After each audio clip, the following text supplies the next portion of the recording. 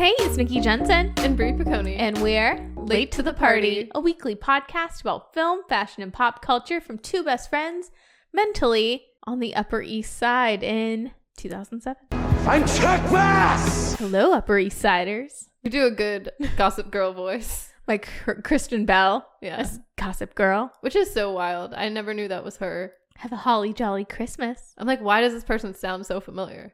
XOXO. Gossip Girl. Yeah. Yeah. No, it's one of those things where I never was like a Veronica Mars girly. I've never really seen, besides Frozen, anything with Kristen Bell in it. Mm-hmm. So I associate her just with the Gossip Girl voice. Yeah. Makes sense. Which, no shame. No. If you can have Anna and the Gossip Girl voice, you're golden. Yeah, that's all she needs. Yeah.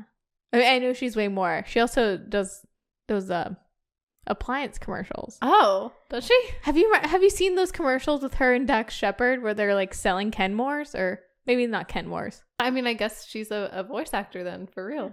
But today we are talking about Gossip Girl, which is a teen drama series that ran from 2007 to 2012 on the CW. I know it was one of my favorites. I would dare to say it's a seminal TV series in my young teen adolescence. Okay, yeah. Very formative for me, whatever that says about me. Did it inform a lot as well? Oh yeah. Yeah, very very Gossip Girl heavy in my space from like 2007 to 2010. So like I'm very fluid in the first couple seasons. Last couple seasons I definitely can't remember a lot. So I'm just like telling you from the top, but yeah. That's okay. Yeah. I mean, I feel like I missed the boat on this series. Yeah. Did you watch the show? No, only I remember a few years ago you kind of introduced the show to me because we were like marathoning a bunch of different shows, like Gilmore Girls, and then we threw Gossip Girls in the mix. I think Golden Girls, G's. Only the G's. Yeah, the triple G or double G's. Double G. And we probably watched a lot of Guys Grocery Games. We did. So. It was all that on our rotation. Double G's, triple G's. Yeah. But yeah, I had never really seen the show before that. And then obviously watching it for the podcast, just revisiting, really paying attention this time and not just, I don't know. I didn't realize how much drama was happening, you know? So much happens in Gossip Girl. Yeah. Every episode is like a whole journey. Which, like, Gossip Girl is definitely, it's created by Josh Schwartz, who did The OC, which is a little before our time, but I still remember, like, that made such a cultural impact. And then I feel like Gossip Girl definitely had that same like cultural impact, cultural phenomenon like the OC, but it was for like the late 2000s, early 2010s. But it definitely informed a lot. It informed a lot in fashion. Probably music too. Music. I mean, Gossip Girl's known for its soundtrack. I feel like it informed a lot of my music taste personally too. So, yeah. But yeah, we'll talk about all that because we can. Because we can, yeah. Because right. Gossip Girl is a great show. It is. No, I mean, I enjoy it. I feel like at the time, when I watched it the first go round, I don't think I truly appreciated it. But now watching it, like all the seasons and stuff, just, I don't know. It all makes sense. Like, I get it. And I feel like if I was at the right age, like if I had seen it when it came out, it probably would have got me as well. Dude. Or even a little later. Even if I was I think in college too, I would have really gotten it because these teenagers act like young adults and sometimes they are in like adult situations, so I don't know, it's interesting that it's like a teen show. I love that aspect of it so much. I mean, there's plenty of things I love about Gossip Girl, but what I really love is it's in the vein of teen drama series like a 90210, a Melrose Place kind of situation, but those shows, from my understanding, I've never seen like an episode of Beverly Hills 90210, I'm not gonna lie. Same. But from my understanding, they get into scandalous situations in very like 90s or whatever type of situations that are risque and scandalous, but also they're in high school and it seems like they act like they're in high school. I love the idea of Gossip Girl. And even it was a joke at the time that like these Upper East Siders they are like 17, but they're going to the bar and having a martini. Like, right. Yeah. And they're talking about like, I don't know, all the businesses they're like, I don't know, like Chuck Bass is like a young businessman. He's a boss baby. He's a boss baby. Yeah. Chuck Bass is my boss baby. Yeah. I don't know. It's wild. Yes. But I love it. Same. I know. As a teen, I really ate this up. I still do. So, Gossip Girl begins with the return of Upper East Side teenage it girl Serena Woodsen, played by Blake Lively, from a mysterious absence. And it tells a story of Nate, Chuck, Blair, Serena, and Dan. And sometimes Jenny. Sometimes Serena's brother. But what's his name again? Eric. Eric, yeah. And yeah, they're just rich and yeah. They're skinny. They're rich. Yeah, they're a little bit of a attractive. bitch. Yeah. I feel like this show is kind of like a soap opera. Mm-hmm. Yes. But with way better acting and better like style and just, you know, like not cheesy. Yeah. Or just the right amount of cheese. Right amount of cheese, yeah. Yeah. I remember during this time too, it was like, I think as a teenage gal, you're very like prone to soap operas or like teen dramas. Mm-hmm. Like The Secret Life of an American Teenager was huge. I was into that show. Yeah. Or like The Vampire Diaries, which also came out on the CW. Yes, that's what I was watching instead of this, I think, is Vampire Diaries. So why Vampire Diaries over Gossip Girl? I don't know. You know, I just went through a Supernatural phase. Like I was watching Supernatural? I watched Supernatural for onesies. I was watching reruns of Buffy. I was watching Charmed, like reruns, and Vampire Diaries came out. Like it was all about like vampires and supernatural things for whatever reason when I was a teen. Nice. No, I like. It's cool. A witchy. Yeah, it was just like it lasted. It was like a phase that lasted a while for me. So, yeah. Word. Plus, the marketing for this show, I think, too, was like. Oh, okay. See, that's why I watched it as a teen. I was obsessed with the like very bad and you know what were the marketing campaign for Gossip Girl was crazy. So it started off with the big letters like OMFG, and then it kind of spawned from that. Where how would you describe the posters for season? I believe it was season 2. Salacious? Oh, the one I'm thinking of is, I think it's Dan kissing Blake Lively, Serena Woodsen's neck. Mm. And it says every parent's nightmare. Oh, okay, yeah. It looks like it's going to be a hot and heavy, sexy drama situation. Ooh, one of them with Nate and Blair. I don't know if that's Blair, actually. I think that's... Who is that? Wait, are we looking at the same one with the... Yeah. That's, what's her name from Twin Peaks? Shelley. The one who plays the mom that Nate sleeps with. Oh my god, you're right. That's not Blair. Yeah, I thought that was Blair for about 15 years. My mind is a little blown, but it says mind-blowingly inappropriate. Oh. Yeah, it sounds bad. Ooh, and a nasty piece of work.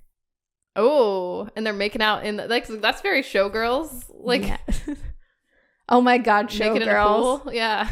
Ruins pools for me. It does. No. I mean, it looks way more scandalous, I think, than the show actually is, but I think that is genius. I think at the time, though, for me, I probably wouldn't have been allowed to watch it. Really? Yeah. I mean, not that I was heavily monitored to what shows I was watching, but I just think, just in general, like, I don't know. I think I probably was like, I don't know. I probably would have to sneak it or something somehow. I remember being very embarrassed about Gossip Girl. Yeah. That and like Secret Life of the American Teenager. I would not just be like in the living room on a Tuesday watching it. Yeah. I back in my day, like an old person now, but back in my day, I would come home from school, probably open up a bag of hot Cheetos, you know, as one does or did.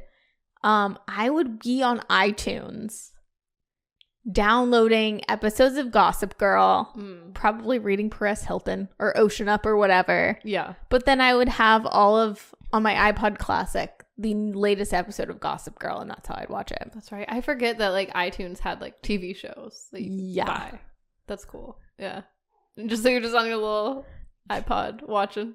Yeah, I taking believe it wherever you go. Oh my gosh, for real. I remember being like staying the night at someone's house and having like the sheets over me, just like with my iPod like video, just like watching Gossip Girl. I love that. Yeah. I was like, when I'm old enough, you'll watch it probably in the living room? No, I'm gonna also do salacious thing. Really? Yeah. Oh, did you see yourself in like Blair or any of the characters? Or I think developed a little bit of like Serena-itis. Yeah. Yeah. Like how so? Like I think like late teens, I had this a little Delulu thinking, probably, or just like, I love when she says Serena tells Blair, because Serena's more the free spirit and Blair is the headband wearing, like more height maintenance. They're kind of extreme girl. Personalities, I feel like. For sure. Like caricatures of each other. Yeah. But yeah, no, I remember just at the time being like dancing through life a little bit, or like being like, this is my thing. Like, this is me now. Yeah, which Serena definitely has a little bit of like when she tells Blair, she's like, life will work out for you if you're just nice to people. Yeah. La la la. And like, as an adult, I can kind of see how that's the most condescending thing to say to your best friend who's trying really hard. Yeah. I mean, maybe in a bad way, because Blair's not always like the morally correct one, but. True. Yeah, I feel like sometimes Serena does maybe get on her high horse a little, but I think Serena is insidious. Yeah. And a menace to society. I love that girl. I do too. But she is, yeah. She really is. She's like, oops, how did that happen? I don't know. Yeah, growing up is truly seeing that Blair Waldorf, for all of her faults, is like, Serena's the real villain. Yeah. I think, I kind of came to that conclusion as well. Yeah. Yeah. But yeah, no, speaking about the marketing campaign, so you thought it was too scandalous for you at the time? Probably. Yeah. I was like, oh, there's no way I could. Well, yeah. Because my aunt was really strict and I feel like I don't know. It just wouldn't have gone over well. But Gotcha. Now watching the show, it's very tame compared to things like by today's standards, like Euphoria. Or, it is no Euphoria. You know what I mean? Like Euphoria is like a whole nother level. Like Euphoria is like the only thing that I've watched in recent years where there's no way I'd watch that in front of anyone. I was like, that's what Gossip Girl claimed to be. Yeah. But I mean, HBO versus the CW, of course. Right. You can't do that much. But I love how Gossip Girl's kind of quaint now. Yeah, it's very quaint. I like it. It's a cute little space to live in for a while. Like, I feel like it's escapism, For sure. There was a quote. So I read the Vanity Fair oral history they did back in 2017. Yeah, the one where they talk about like how they started the show. And yeah, they do a complete oral history on it, which I love. Like, I love when Vulture does them, or Vanity Fair. Mm-hmm. I think that's what Vanity Fair is known for, but I love a good oral history. Yeah. So if I ever quote something in this episode and I don't say where it's from the Vanity Fair article. Gotcha. But so on the marketing campaign of it all, so Gossip Girl was armed with two great advantages. One was the fan base of Josh Schwartz, who was giddily waiting to see how it'd follow up on the OC, and the other was a legion of young girls who read the tawdry but addictive Gossip Girl book series, which I never read. Have you? I've not read, no. No. I remember growing up, I remember being a kid and going to the Scholastic Book Fair. Yes. And seeing Gossip Girl. Yeah, I remember seeing it, and I remember seeing there was another one too that I can't think of. There was always Gossip Girl, Star Girl, yeah, Twilight. That one girl that kind of had that yellow dress that looked like Belle. Mm-hmm. That looked like she was being levitated off a cliff. I don't know if you remember that one. I don't know. I feel like I haven't. I feel like I haven't read a book in so long. A Coraline. Yeah, I remember her. But yeah, apparently the numbers were really bad. Gossip Girl never did well with the ratings, even from the beginning. But they did get a leg up because of the writer's strike. Right. Which is a little bit of a funny moment, because now we just, we ended the writer's strike and the actor's strike. Right. Recently. Yeah. But yeah, so the first season, was the CW's like flagship show. And Gossip Girl, you know, they started the season in September, but you know that like space between episodes, you know, when you go into like the holidays, it kind of stops. Yeah. And then it resumes. Well, it got a little more space because of the writer's strike. So people got to like mull over Gossip Girl. They had some time to let it sink in. For sure. They got to know these characters. The creators and the writers kind of got to also see a little more. Didn't they get to like market it better after that as well? Right? Yeah, they saw what the audience likes. You know, how can we market this to our audience? Yeah. And that's when they came out with the genius OMFG marketing campaign. So brilliant. So, yeah, and then season 2 came back with a vengeance. Yeah. It was a big deal. Yeah. It was a big deal. I can't stress that enough. But yeah, so kind of like my experience watching Gossip Girl, like the ratings weren't ever really good, but new episodes routinely aired at number 1 on the most downloaded spot on iTunes. Ooh. And then there were hundreds of thousands that were downloading free week-old episodes on the CW site. So I guess even the executives at Nielsen threw up their hands and admitted that Gossip Girl appeared to be speaking to a new, younger audience, and that was a little more tech-savvy, which is very Gossip Girl. It is very. I know. I love how they're on their phones all the time, just like, or with their slide, they're like, just like. I love how Gossip Girl is, it's in one breath a period piece. Yeah. But still, like, we're always on our phones anyways. We're just doing different things. Yeah, I feel like it's definitely like a precursor to our time now. But it's refreshing to watch it because it's, I feel like it's like the best of the 2000s. Like, you know how there's sometimes when you look back, it could be tacky. Like people think of the 2000s as like a tacky time sometimes. But I feel like Gossip Girl is like the best fashion, the tech. Yes. Just, I don't know. I agree. It definitely started that wave. Speaking of season 1, Gossip Girl to season 2, the budget definitely increased, and the fashion, like costume design budget increased. Yeah, it shows. So, yeah, they were getting lent way more things, and yeah, Gossip Girl straight out the gate really informed late 2000s fashion. For sure. But it was a big deal. I remember seeing Gossip Girl for the first time and being like, oh, this is what I see in like Vogue and Harper's Bazaar.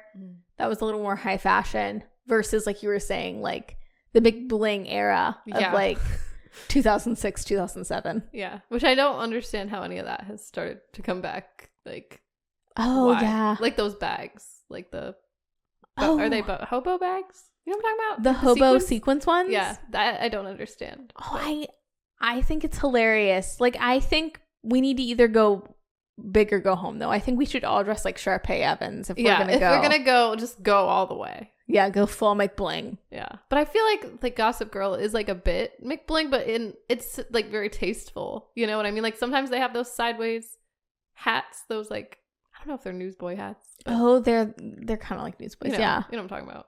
But they always look really crisp. Definitely. I mean, and I know the creators, their intention was to make this show like a glossy magazine. Yeah. And it definitely shows. Like, it's a little more Teen Vogue versus J14? Yeah. Or whatever the... Exactly. I don't know, what would the equivalent teen magazine of the 2000s be? Yeah, maybe J14? Maybe. Visually, that's what I... Yeah. But way more Teen Vogue. Yeah. So upon this rewatch of Gossip Girl, to really just like mull it over, to really view it with a critical eye, the pilot of Gossip Girl is iconic. Yeah. It's actually really good. No, it is. I mean, it kind of gets you hooked at the beginning. I judge a lot of TV shows based on their pilots. I feel like it's not indicative of a whole series. But I love a good pilot episode. I feel like if you do it really right, you can really like hook a girl like me in for a lifetime. Same. No, it's definitely a good sign too, I feel. It's not like, you you hear about some shows, it's like, oh, just skip the first season. Or something. You're like, wait, what? That should be the best. Or like, that should lay out everything. Like, And Gossip Girl season 1 does. It does. Especially the pilot, if we're talking about time capsules for the late 2000s. Yeah. The pilot is the most 2007 thing on the planet. And it's goddamn perfect. I don't know. What did you think of the pilot? I enjoyed it. I love just the opening, like the first few minutes. I love like when Young Folks plays. Oh my gosh. And Serena's just looking out the train. And like the narration of everything, like it just sets the tone. Like, dude, no, Young Folks playing, and then you see Serena with the Gossip Girl voiceover. yeah. You know you're in for a treat. Like I feel like this pilot is so perfect. Like it's chopped up and paced so well, but so much also happens. Like it's enough drama to be like, you're like, oh my God, I'm on, you're like, what's gonna happen? Like, yes. You know, like there's the whole drama with like Serena and Nate and Blair and Nate and Serena, like that whole like love triangle situation, the Chuck Bass of it all. Which Chuck Bass episode 1, especially first season Chuck Bass, but really the pilot, Chuck Bass is like, I don't know if this would fly in 2023. Yeah. He's sexually assaulting people left and right. Yeah, like immediately off the bat. And it's like, how can you like it? Like, you're not going to like this character. Like, it's kind of, he's set up to be like the hated character, I guess, which I guess works well because you don't root for him. And I think you start to as the series goes on, but you definitely don't start rooting for him. No. But no, I love it. Yeah. I also love, speaking of Young Folks playing, the Gossip Girl soundtrack is what I know some people think of the fashion, which I do too. The soundtrack is so good. And it's very like high-low mix of like hits from the, late 2000s or of the moment back then to like indie music. And this was how I would actually discover new music as a teen. Dude. So it is just so good. That's cool.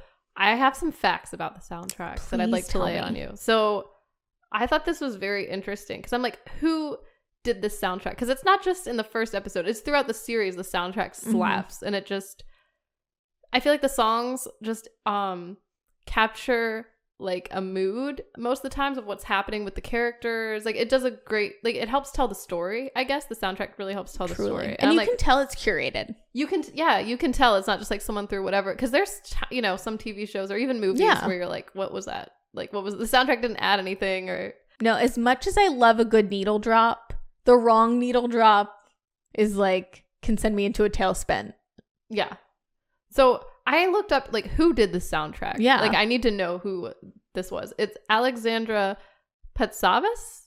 I don't know if I'm saying that right, but she's a Grammy and Emmy nominated American music supervisor, producer, and executive. She's worked on over 100 films and TV series, most notably The Twilight Saga. Oh my God. I know. Good soundtrack. Great soundtrack. The OC, Anatomy, Grey's Anatomy. I've been told it's great. Gossip Girl, Mad Men, Bridgerton, which I've never That's seen. known for its soundtrack. I've never seen an episode. Yeah. Can you say those again? I feel like I just gave my opinion too hot and heavy. No, it's okay. I loved it. That's what I do sometimes. I'm just like... No, I give it to hot and heavy. So the OC. She did the OC as well? Yeah, the OC as well. But like, hold up. I have more to tell. Okay, so basically... she did a lot of work on the OC with Josh Schwartz. He had hired her for that series originally, and then he rehired her for Gossip Girl. And her work on Gossip Girl brought in many New York-oriented bands and other popular songs, including Fergie's Glamorous for the series promotional video. So she helped, she thought of that as the promotion. Let's see what else. I'm sure in 2007 that was the choice. I feel like in 2023, through that lens, it's a lot more funny and memeable. It plays different now, but I can imagine in 2007 being at the time glamour. Yeah, I mean, I get it. The flossy. The flossy. She also has won nominations for Twilight, both the original Twilight and the saga, the Eclipse saga. Oh, Eclipse. She's also was a judge for the 5th Annual Independent Music Awards. And yeah, I don't know. I mean, she's done things. And So it makes sense. I don't know. Other great soundtracks. I thought the Twilight soundtrack. Who knew? Like, dude, 2008 must have been her year. Yeah. I love it. She's a genius. Anyway. 2 claps for her. Can I just run by you though, speaking of the pilot soundtrack? Yes. The lineup of songs in this episode. Hell yeah. Young Folks. Woo! If It's Lovin' That You Want by Rihanna. What Goes Around Comes Around. And they're all in succession. Mm-hmm. It's Hard to Live in the City, Albert Hammond Jr. The Way I Are. Yes. Oh my God. I clocked that one. I was like, hold up. Because I think that was at a party, I want to say. Yeah. As soon as like a foot steps out of a limo, The Way I Are starts playing, and I haven't felt so alive in a really long time. Same. I was bought in. I feel like probably as a kid too, maybe that was my way in. If you play that song, I'm just like, I'm in. This is cool. I want to dance. Yeah. Don't Matter by Akon. It's a bop. Yeah. Just in one episode. No, it's a lot. Oh, wait. Hang Me Up to Dry as well. Oh, yes. I mean, it's just so good. Like, just in that one episode, there's so many bops. It's not like any other shows from my recollection, especially at the time. No, I feel like they use music a lot. Like, there's like a website you can go to, I think, and where it breaks down all the songs by season and by episode. I think I've been there before. Yeah. But it's like so many. I don't know how many at the moment, but it was like a crazy amount for just like one season or something. It's like 300 songs. I'm like, what? All the money goes to those royalties. Right. Yeah. But I really think it adds something to it. It definitely does. It creates like a what's the word I'm looking for? Not a character, but it's almost like a character. I would say the fashion, the soundtrack of Gossip Girl in New York City. Oh yeah. Are like little side characters. That's right. They're in the city. Yes. Which this is the first show. Like, it's the most New Yorkiest show since Sex and the City. Yeah. Like, you know, we were even there a couple months ago, and it's very much like the Met steps have always been there. But to me, every time I see the Met steps, I think of Blair Waldorf and Serena Vanderwoods and sitting on them waiting for class. Yeah. And their little hierarchy of, I don't know, their little girl group. I don't know. What do you call that? They're like... Their clique. That was the series. That was the other book series I was trying to think of. It's called The Clique, right? Yes, to invoke another early 2000s teen book series, The Clique. Yeah. Which I did read. Did that come after Gossip Girl? Did they... I wonder. So Gossip Girl came out in 2002. Oh, yep. This came out in 2004. Yeah, they definitely had to copy Gossip Girl. You know you love me. XOXO. Gossip Girl. So before we get off the pilot tangent, any takeaways that you had from the pilot? Any takeaways? I don't know. Life is messy as a young Upper East Sider. It's the glamorous, the flossy. Yeah. I guess one takeaway is Serena and Blair have a crazy friendship. The craziest. Like, there's a lot of ups and downs, which I feel like we see play out throughout the series. Like, they're always like, kind of like, they're like frenemies all the time, but then they're like best friends, and then they're like actual enemies. Like, there's like a lot that happens. Very much so. I would say, you know, this show is known for, you know, the Chuck and Blair toxic relationship of it all. Mm-hmm. But Serena and Blair also have a very toxic frenemy situation.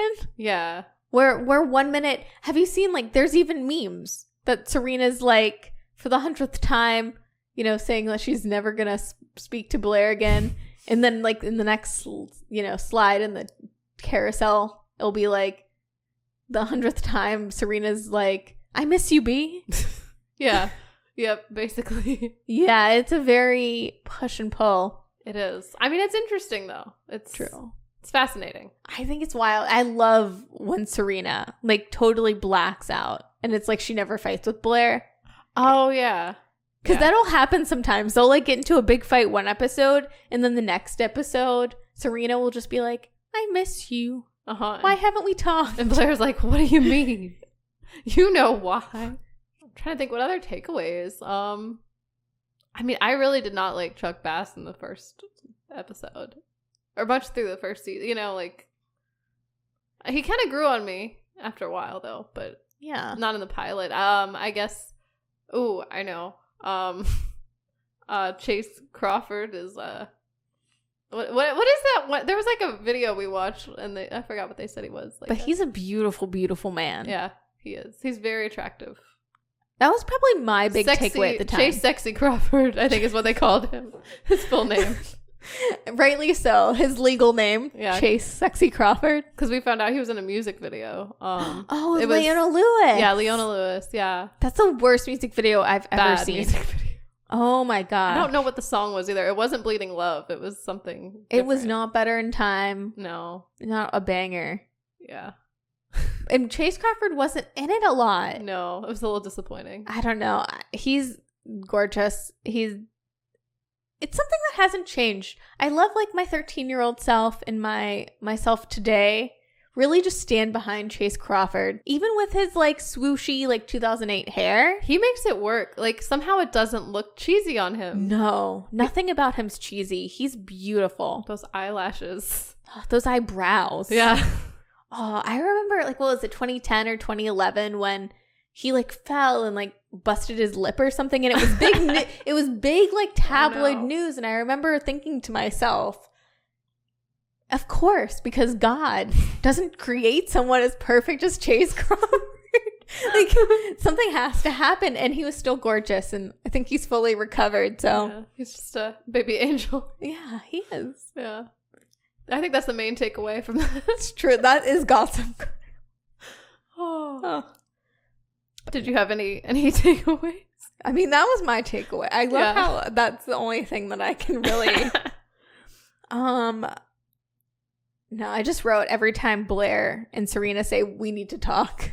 It's funny. They do. They say that a lot. Oh, also, there's like a scene where Blair and I believe Chuck and maybe Nate, they're in like a limo partying, and it looks just like the Gossip Girl book. Like the shot looks almost identical, and I was like, yeah, I gotcha. That's cool. Yeah. Yeah. Oh, and Chuck's dialogue's wild. He has a wild and crazy monologue that is also stuck in my brain for all these years. What did he say? So he tells Chase Sexy Crawford, aka Nate Archibald, because the whole storyline is like Nate and Blair haven't sealed the deal. And he's like, Nate, you're not like guaranteed like true love or happiness or whatever, but you're guaranteed like a trust fund and like a prescription drug problem. Uh-huh. Yeah. Yeah. And something, he says something, but you do have, what does he say? Oh my God, I want to read it. But what were you going to say? Oh, nothing. I just remember him saying like, you got to seal the deal. And he said like, seal the deal like 10 times to Nate. And I think even Nate is like, hey man, relax with that, sealing the deal. He's like, why are you calling it that? I don't know. It was just funny. Because I feel like Chuck Bass talks like he's such like a grown adult. Because he's the boss, he's a 30-year-old baby. man, and he's like, what, like, I don't know, 16, 17? Yes. I love it. It's just wild. And the thing he does, like, with his face, he's always doing this. He's like smoldering and like looking suave. I don't know. Oh, well, here's the video. What we're entitled to is a trust fund, maybe a house in the Hamptons, a prescription drug problem. But happiness does not seem to be on the menu, so smoke up and seal the deal with Blair, because you're also entitled to tap that ass. Oh my God, he does say tap that out. I wrote that in my notes, but I thought that was like a note to myself. Like that's like translation. But he actually says tap that ass. You're also entitled to tap that ass. Oh my God. I mean, season 1 Chuck Bass is unhinged. He is, yeah. The most I think, yeah, I feel like he starts out super unhinged and then he kind of reels himself in or something. Truly. But yeah, the good old days of 2007 season 1 Gossip Girl, where he's in one whole monologue is basically offering Nate like Viagra, telling him to smoke up, tap that ass. Mm-hmm. You're entitled to a house in the Hamptons. Yes. And a prescription drug problem. He sexually assaults both Jenny and Serena. Uh-huh. He's just firing on all cylinders. Oh my God. Yeah, he is wild. It's unhinged behavior for sure. Like, I don't want to, I condemn it. Yeah, for sure. But for the series? For the series, I love it. Yeah. I'm like, I condone it for the plot. For the plot, yeah. You have to have someone. You can't like everyone. Yeah. Chuck is someone you love to hate. Exactly. Yeah. And then you love to love. And then when he tells Blair, I love you, you love him even more. And when he doesn't tell it to Blair, you love him a little less. Yeah. Exactly. When he basically pimps out Blair, you love him a little less. Yeah. But you love the storyline. Yeah. So yeah, let's go through the characters and the couples, because everyone is commingling. Yeah, there's a lot of love triangles, I will say, in this series. It's wild. So the big one is Blair, Serena, and Nate. Yeah. Because Serena, one of the reasons that she leaves town in season 1 is because she killed someone. No. It's because she slept with Nate. Yeah. And, Blair's her best friend. So she had to leave. Yeah. That's the smart thing to do. Yes. Skip town. I like it. This is maybe where I identify with Serena a little bit. I'm like, yeah, what else do you do? I think that's why Blair was so mad at her as well. She was like, you never told anyone why you left. Like, you just left. Yeah, and then Serena does come back and is like, surprise. She's like a tornado. Yes. I don't know. Coming in, fucking shit up. She definitely does come in like Emma Roberts in, what is it, Coven, where she's like, surprise, bitch. Yeah. You thought you saw the last of me. Basically. Yeah, what do you think of this love triangle? It's very interesting. I mean, it makes sense. Like, I feel like, I guess it's almost like, well, because as the series goes on, I feel like Blair always seems to have a soft spot for Nate, up to a point until she's really into Chuck. But it's like Blair is into Nate, but Nate is into Serena, and Serena could care less about Nate, it seems. Or not care. I mean, they have like almost romances here and there throughout the series, but she's always preoccupied with some like douchebag. Or like some politician, for example, who's already married. She's always like making these poor choices where I'm like, dude, like Nate's right there. Like, why would you pass up on Nate? So it's like aggravating, but it's also like, I feel like Nate deserves better. I also feel like Blair deserves better. Truly. Serena, I don't know what she deserves. I mean, you know what I mean? I just feel like she's very careless with her choices sometimes and how they could affect people. And so there's that. And it's, I don't know. But I always feel really bad for Nate because... True. Justice for Nate Archibald. Yeah, justice for Nate. Like... Was Serena Vanderwoodsen the, like, OG main character syndrome, like, Dululu gal of the internet today? I think so, yeah. Probably. Yeah.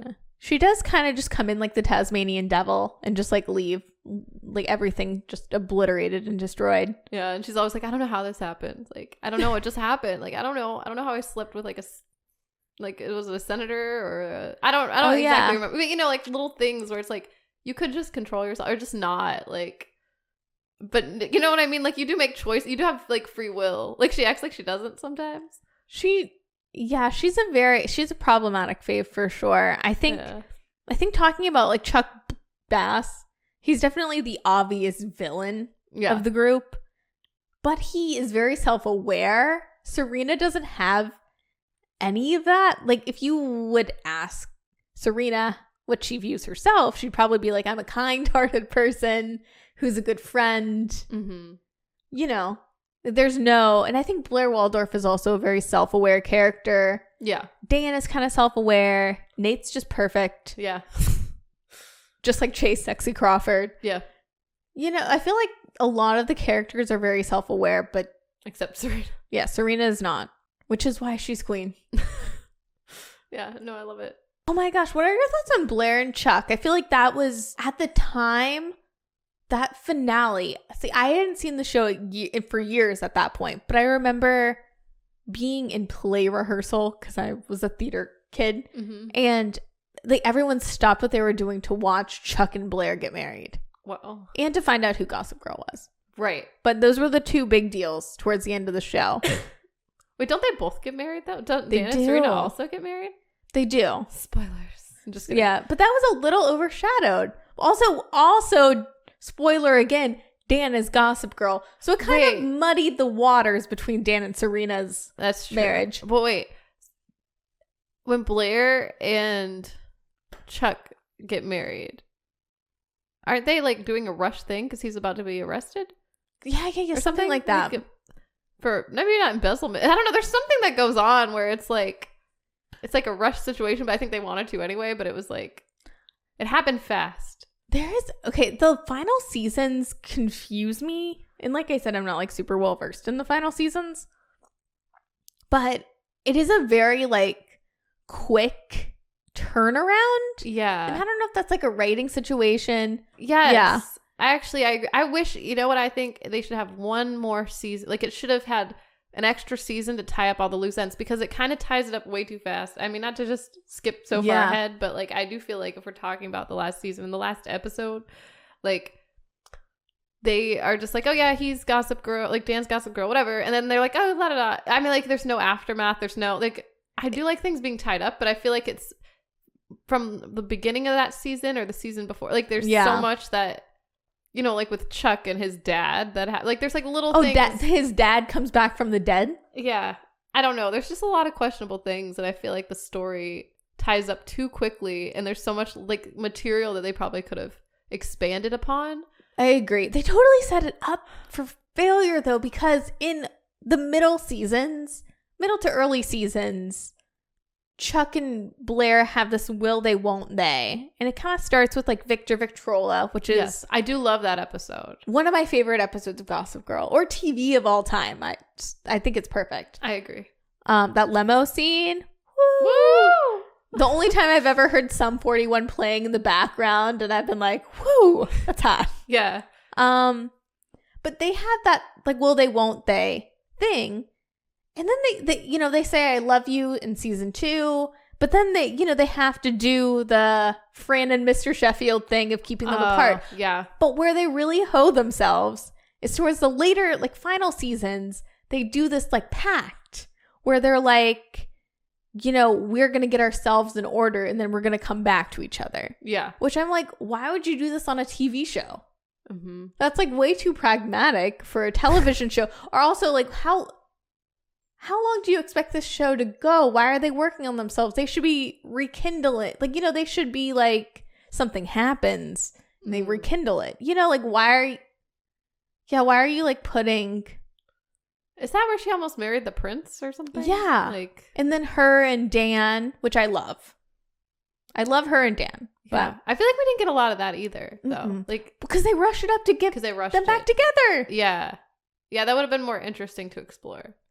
Or maybe, give some more Blair and Dan, perhaps. Or she tries to do something again with Nate. I guess. Yeah. Like a big, substantial storyline for Blair. I hear what you're saying. Yeah. Yeah, does she have a big, substantial storyline? She almost marries the prince. She almost marries the prince, yeah. I mean, in the middle seasons, there's like Yale. Yeah. But, no, I don't know. I don't know either. Oh, sorry I like got so passionate about it. I never be sorry about being passionate. Dude, I just think it's so stupid that they like prolonged the Chuck and Blair thing to really just make it so sloppy at the end. So are you a fan of Chuck and Blair then? Do you ship them, or do you have mixed feelings? Like, I will admit that it is a toxic relationship. Yeah. Early seasons, yes. Now, once Dan comes into question, I really do love a romance where it's like the princess and the pauper kind of situation, like high and low. Oh, okay. I see what you're saying. Yeah. Yeah. Not like it's too much. They're doing too much, like with Chuck being like, here's all these lavish gifts.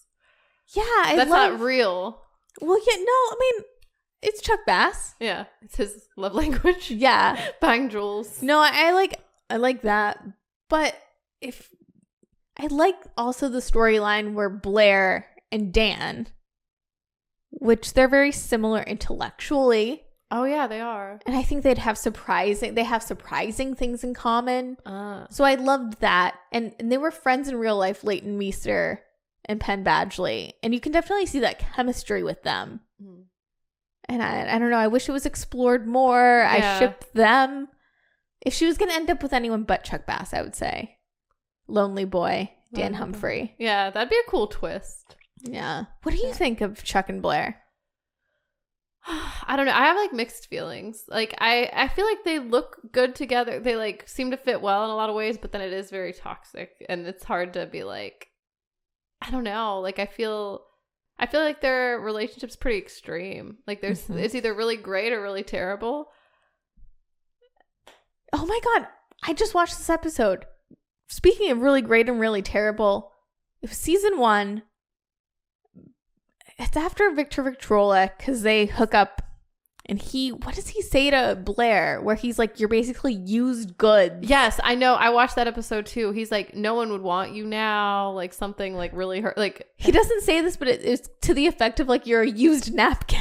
Yeah, he says something like that. Like, I think it's because, was it when she got the pregnancy test? That one? And I guess she had like slept with him, but she also slept with Nate maybe. So yeah. I don't know. It's crazy though, because I feel like that's just like sexism because he like totally, I guess, has more notches under his belt or whatever you would say. Truly. Like, you know what I mean? And it's like she's literally only slept with 2 people and you're going to call her a slut. Like it's kind of messed up. And truly. Also, he gave Nate permission to tap that ass. Yeah, that's true. He did. Yeah.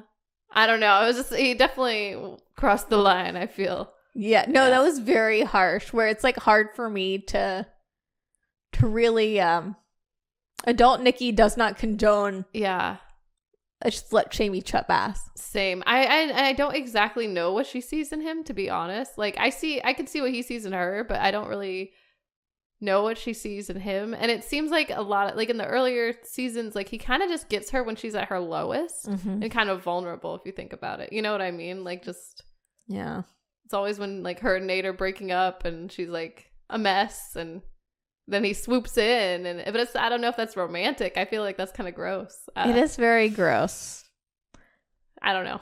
That is very gross. That's Maybe a valid I don't ship. point. I don't know. Like it's hard to. I ship them until you lay everything until out. You lay everything out and really think about it. It's like, well, you know what? Maybe not. Yeah. But if we're talking about the Chuck Bass, the other side of the coin is his best friend Nate. Yeah.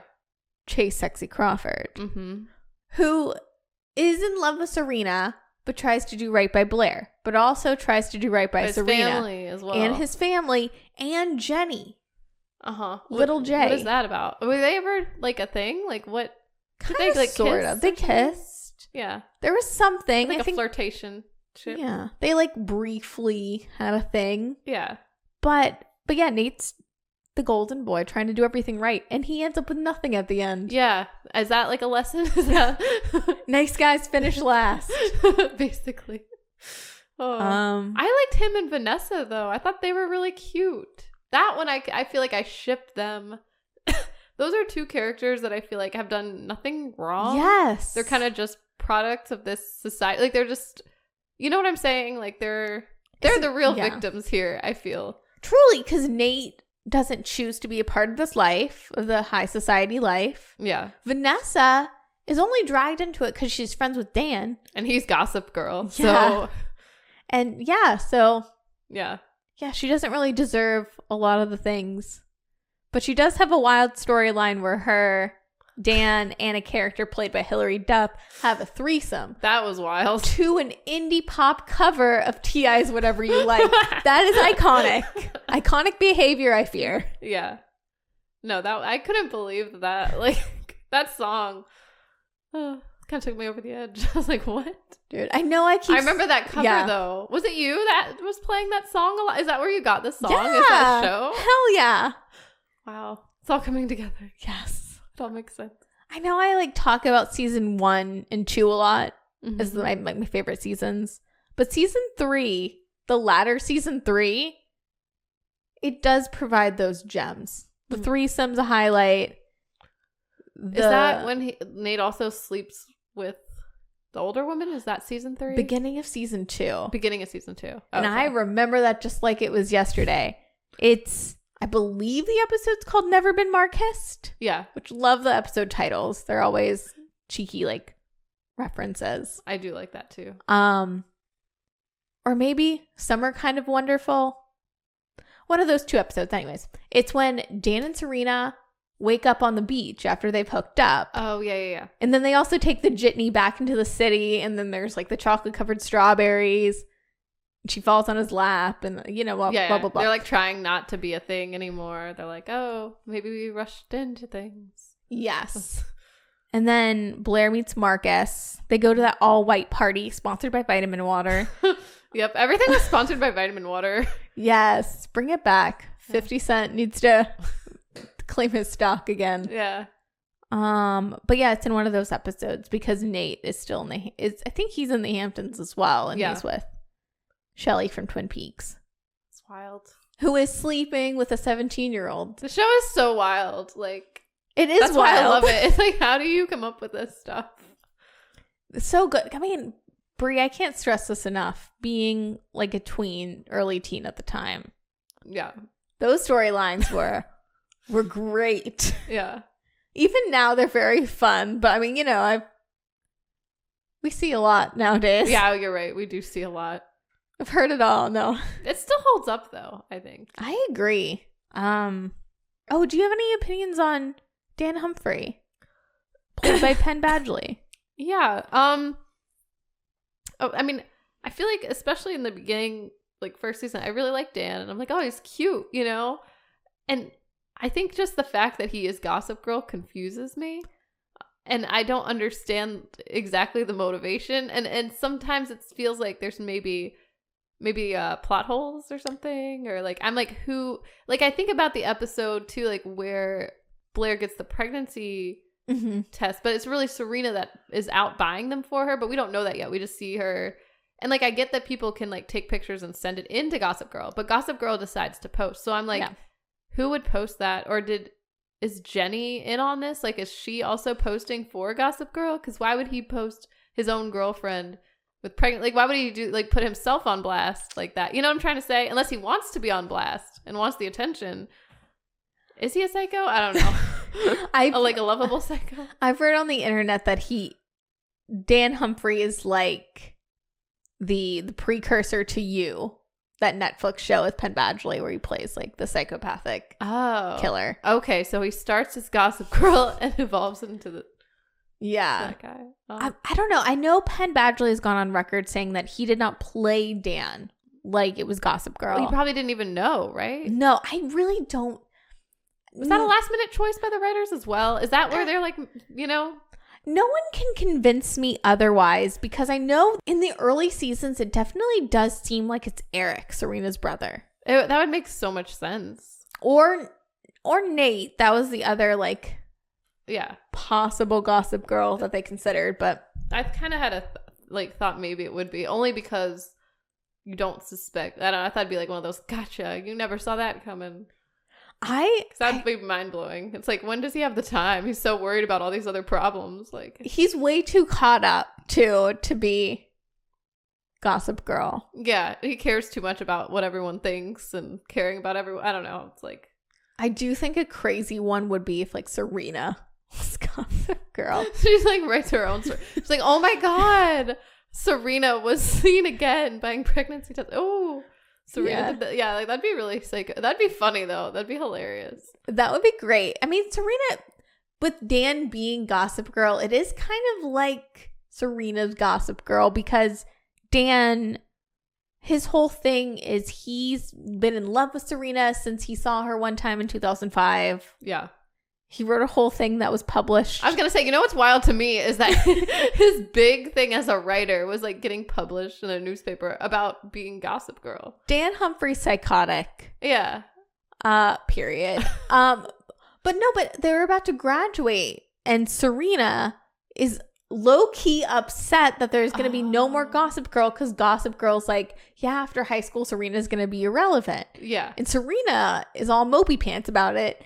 And then Gossip Girl comes back and it's like, talks about Serena more. So I feel like She's also kind of psycho, though. Yeah. I feel like Dan and Serena deserve each other. Yeah. But also Dan being Gossip Girl kind of means Serena's Gossip Girl because she's feeding into it. She likes his attention so much. And that's why they're perfect for each other. Truly. Yeah, it didn't make sense to me why they got married. Like, if someone, like, revealed, like, they've been telling, like, your secrets to the world, you know, like, I think I'd be upset. But Serena's like, oh, that's great, Dan. I love you more now. Like, I love how it's like that shot of like the whole gang and they have like no reactions. I think Chase Sexy Crawford's kind of like, what? And everyone's just like, what? No way. And Serena's like, you know, he's kind of a good guy. He kind of like showed a mirror to us and I was the center of the story. So Dan's really great, right? It's wild. Yeah. I don't know. This show doesn't have to make complete sense. No. It's just enjoyable. I love it. Yeah. Any other memorable storylines or like cast character moments? I'm trying to think. We already talked about the Hillary Duff threesome. I don't know. The relationship with Chuck and his dad is interesting. It comes and goes. It's very extreme. Well, Chuck's dad at one point dies. Yeah. Which, not exactly at his hand, but not, you know. He didn't save him. He does a surprise bitch. Yeah. You thought you saw the last of it. I'm trying to think what else. Like, I feel like there's so much that happens, but Oh, you know what? Growing up is kind of realizing Rufus and Lily have a really cute storyline and deserve more. They do. I really wanted them to be together, but I realized that they probably didn't do that because Dan and Serena are like gonna be together. Like, they wrote them to be, True. you know, which I guess would be a little weird. Like, because they kind of do get together and then it's like weird and incestuous a little bit. Yeah. I mean, they're not technically related or anything, but it's just the idea. I think just. Yeah. And they also have the Serena and Chuck being stepbrother and sister line. Yeah, they can't do it that twice. That confused me. Yeah. Yeah. That's. Oh. Yeah. Is that why she had a thing with his father? Wait a minute. Wait, Lily got with Bart Bass. They married. And then Bart Bass but they never had dies. children. No. But that's why in like season 1, Chuck is in Serena's room. Like, but, yeah. They're staying in the hotel. But they were already step brother and sister before? Yeah. Somehow. But then they divorced. I don't know. Lily has a very... Where's the show with Kelly Rutherford? Yeah. As Lily? Because Isn't she like basically Serena, but older, you know? For sure. Kelly Rutherford is a baddie. Yeah, she's cool. Yeah. I liked her character. Like, I feel like you realize that she's actually pretty cool. Like, the more you learn about her characters. Also, she's on to Dan from Jump Street. She's basically like, you're a sneaky brown noser with a hidden agenda. Yeah, basically. Like Miss Ungermeyer. Yeah.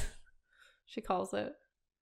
Yeah, I don't know. I'm trying to think what else. I guess like Jenny, her storyline's kind of interesting. How she kind of transforms. She's like the sweet little girl, and then she becomes like, I don't know, actually pretty cool. Like Little J. Yeah, she becomes a badass. I love when she ends up leaving. Like Blair's mom has like a fashion house or like. Yes, she's a big fashion designer. Yeah, like a Diane von Furstenberg, Tory Burch adjacent. Yeah, and she like interns with her and then ends up going her own way because she doesn't like, I don't know, they just kind of butt heads, I guess. And I love that episode. Yeah, where Little J, it's very divisive.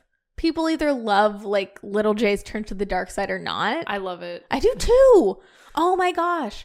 I love that episode where she basically tells Eleanor Waldorf to fuck off with her designs. Yeah. And then she goes to like the fashion kids' houses and poses for like some probably MySpace pics with like just a black bra on. Mm-hmm. And Nate comes in and is like, oh no, you're a little child. But I was like, get it, girl. Yeah. I mean, I just love that she just does her own thing. And then her dress that she designs gets noticed, mm-hmm. like in a magazine, because like a model was wearing it at an event, like that kind of like she's just like on the pulse, you know what I mean? Yeah, like she's truly cool. Yeah, which definitely goes kind of with the funny thing is about Gossip Girl is this is the last like cast of TV stars. I know we have Euphoria now, but with the internet and social media age, fame is just different. Yeah. But everyone in this cast in the late 2000s, early 2010s was huge.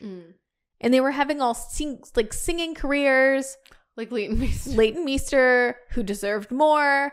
Love her pop career and her more folksy stuff. I think she's really good. Folksy stuff? She does. There's an album called Heartstrings that she did in like 2014. You would really like it. Whoa. Okay. I'll have to check that out. But yeah, no, I'm a Leighton Meester pop career stan. But on the tip of Little J. So Taylor Momsen, who's like, we know from Cindy Lou Who. Yeah, I know. That's where my first thought was when she popped. I'm like, wait, Cindy Lou Who? Oh, yeah. Because she kind of looks the same. Like, she looks like a little child, but like a tall child. Where are you, Christmas? I'm Jenny Humphrey. Yeah. That's what she says. First episode. Basically. She does sing, though, a good choir rendition of Glamour. That was also wild. I live for that. That scene is... It's great. Yeah. And it shows all the characters where it's just like G-L. Yeah, it's like Dan. Yeah. But so Taylor Momsen, from my understanding, kind of was tired of the child star just acting of it all and was really getting into her music with the Pretty Reckless. So Little J to the Dark Side, especially style-wise, was kind of an amalgamation of Taylor Momsen's personal style and like whatever storyline the creators could weave before she inevitably quit the show. I remember Taylor Momsen was like, I remember like when I think of her, I don't really think of Cindy Lou Who. Like, I forget that's her because I associate her with having that heavy eyeliner because I remember that was such a big part of her image.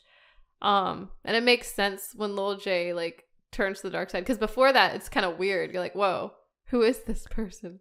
She's cute, but like, you know, without that eyeliner and all the black that she wears, it's like it's very stark contrast. Like, for sure. It was a cultural shift.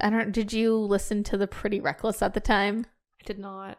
I was just like aware of her. Like I feel like I saw her a lot in magazines and be like, who is this girl? Who is this girl? Like I remember like, I don't know, Teen Vogue or 17, like wherever she'd be on like the cover and there'd be like articles. I'd be like, she seems really interesting, but I didn't really like, you know, get into it. Yeah. No, I loved her look. Her look, it was such a cultural shift though. The Make Me Wanna Die music video when it dropped. She has her signature like look, Taylor Momsen look, but she's taking off clothing as she's walking down a hallway. Oh. And she's very similar to our age, so she would have been like 16 maybe at the time. Whoa. So that's like when her career was beginning. She was only 16. No, well, she was probably like 14 when Gossip Girl started, but Make Me Wanna Die music video was like 16, maybe 17. But it was around the same age as like Miley Cyrus on the ice cream pole singing party in the USA. Gotcha. So, you know, it was that time to be like, ooh, but Taylor Momsen seemed different and she's still rocking that look. I love it. Singing with the Pretty Reckless. Good for her. I mean, yeah, I love to see it. Justice for Little J. Justice for Little J, yeah. I like Lil J. Same. I also love that message. Like, she's the only one, I think, to me that had real growth where she like started off trying to fit in with the Blairs and the Serenas and everyone at Constance Billard, and then she was just like, forget this. Yeah. Didn't she say it wasn't really worth it too in the end, basically? Like, yeah. She does her character does go through a lot. I feel like, yeah, a lot of these characters are just, they are who they are. For sure. So I like that growth. Yeah. So thank you, Taylor Momsen, for quitting the show because it gave us a good little moral storyline. Yeah, we needed a good moral storyline. What about Georgina? Oh, we didn't even talk about gosh. her. She is wild. Like, she is like the most chaotic evil, I guess. The true villain. The true villain. She had Dan thinking that a baby was his. That's on him, though. He's foolish. Yeah, honestly, yeah. Like, why would you tap that ass? Yes. Everyone's also like, don't trust Georgina. And he's like, I don't know. I think I can trust Georgina. But didn't she lie and say her name was like Rachel or some random, I don't know, Sarah? I don't know. Yes. Something, just a plain Jane. Yes. I kind of like it. I like Georgina's audacity. Yeah. She has a lot of audacity. Like when she like signs up to be roommates with Blair. Like she does a lot of things behind people's backs. And I mean, she like roofies Serena. Yeah, she does. The first like time like she sees her.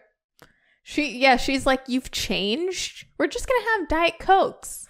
And then she totally roofies her. So red flag. If you ever black out having a Diet Coke with a friend, they're not your friend. Wait. Nikki. Hey, wait. What? No, I'm just kidding. I know we drink a lot of Diet Coke.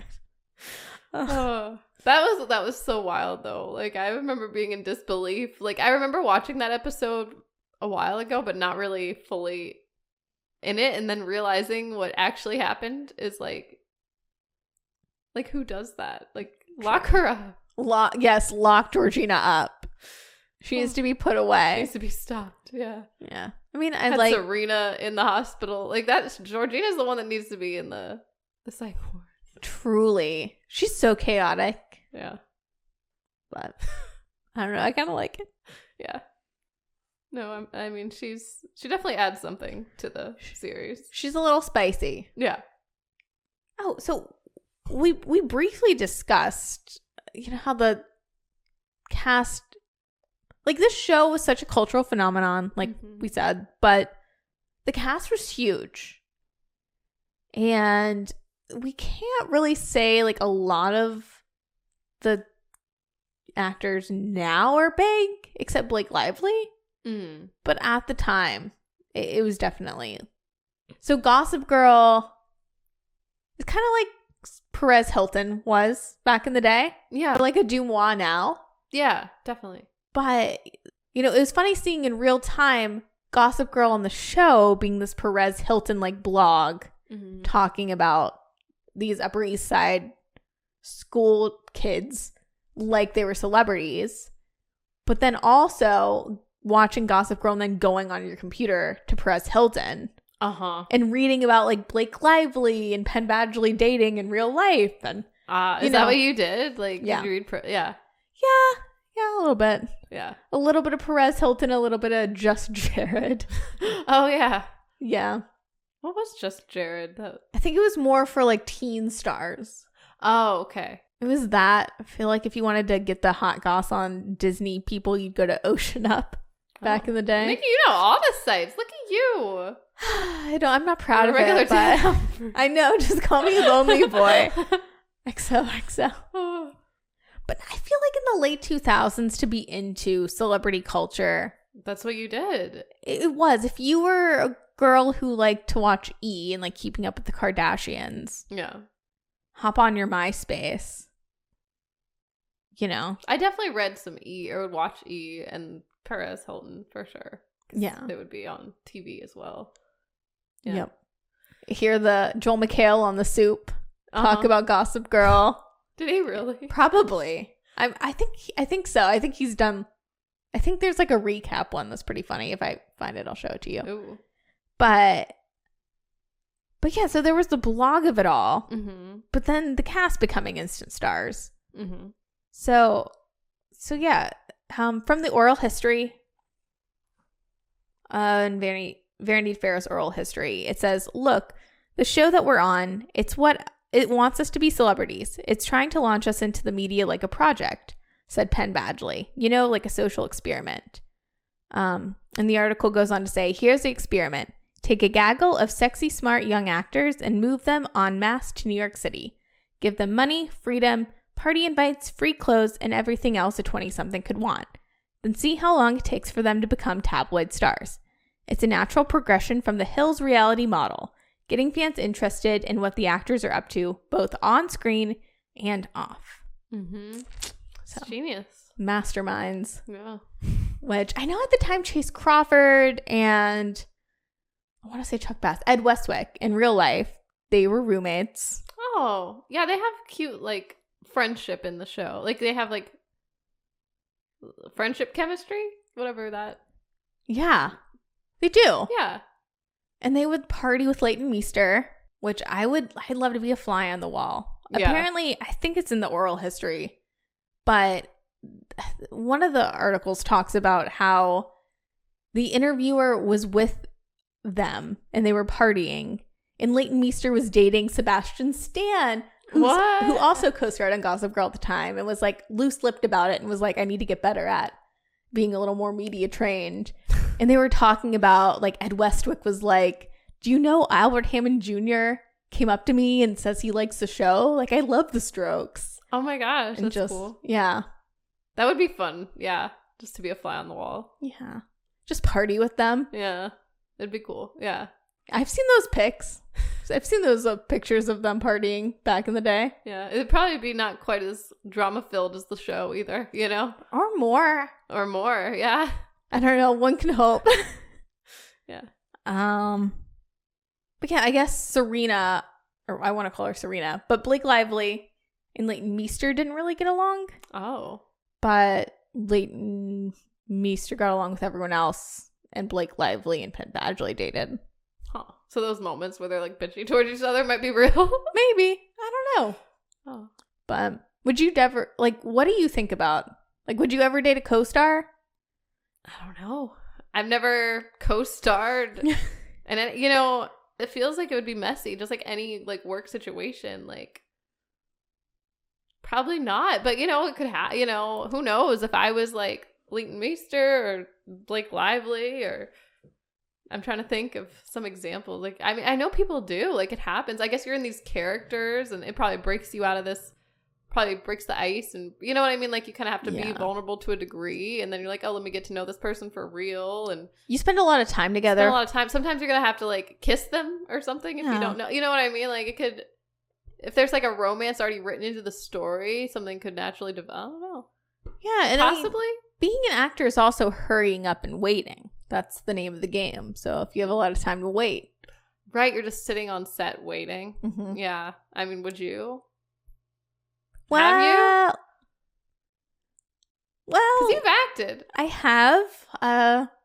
Yeah. Before this podcast, I was a professional actor. Yeah. Not to this degree, but Yeah. just wasn't given that lot in life. But I was a working Not actor. Yet. You never know. Yes, and yeah, I have, and it was the most awesome, thrilling experience. Also messy, but like in retrospect, I'm like, oh yeah, that was pretty cool. So no regrets. No regrets. It was a little messy, but I don't know. I understand. There's this spending a lot of time with people really does add that element. Mm-hmm. So I can't imagine for them where it's like, Ed Westwick and Chase Crawford living together. Yeah.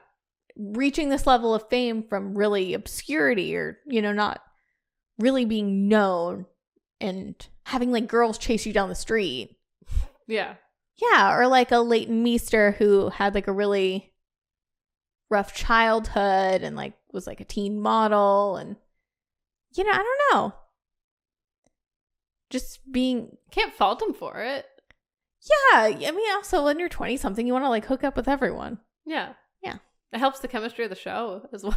It does. I think like that chemistry early season, Dan and Serena, is so palpable because they were a real life couple. Like if they didn't when have they hold that, hands, like you're like, woo! You can like see the sparks flying. Yeah. Yeah. Yeah. I feel like sometimes it hurts. Like seeing that on screen, people that are couples in real life, sometimes it's almost off-putting because they act different towards each other than, if you just had chemistry with someone that you're like attracted to, but nothing ever happened. Sometimes that's better on screen. Yeah. But with Penn Badgley and Blake Lively, I think it works. I think it just works. Yeah. I also think it's wild that during this time, Blake Lively dated Leo DiCaprio. That I don't understand. Yeah, that's wild to me. I still forget that she's like married to Ryan Reynolds. Right? It's so random to me. Like I don't see them in the same. Like they're both actors, but in my mind, he's like strictly like what's the guy? Deadpool. To me, Ryan Reynolds is always with Alanis Morissette. I know they were married back in the day. Were they? Yeah, but mentally, they're still married to me. Wow. It's like mentally, Ryan Gosling and Sandra Bullock are together, even though they only briefly dated. Yeah. Yeah. I get it. Yeah. The alternate universe. Yeah. Also, Leo DiCaprio is with Gisele Bündchen. I just can't explain it. And so is Tom Brady. That's how my mind works. Oh, it makes sense to me. We were kind of talking about the blog of it all. What are your thoughts on that element of the show? Because Gossip Girl is really like BlackBerry blog Web 2.0 heavy. It is. I love it. Like I say bring back the blog. I miss it. Yeah. I always had a dream of having a blog. You should create a Substack. So, yeah, I feel like no one cares about blogs anymore. I'm like, no one's gonna look. Like, I don't know, but maybe. Like, I do feel like we were, like, when this show happened was probably a golden age of blogs, you know? It's just the cool thing to do. And it's like that meme, like, it's like life is hard because I didn't create a YouTube channel in 2012. Yeah, that's how I feel about blogging. Like, I'm like, oh, man, I should have jumped on that blog.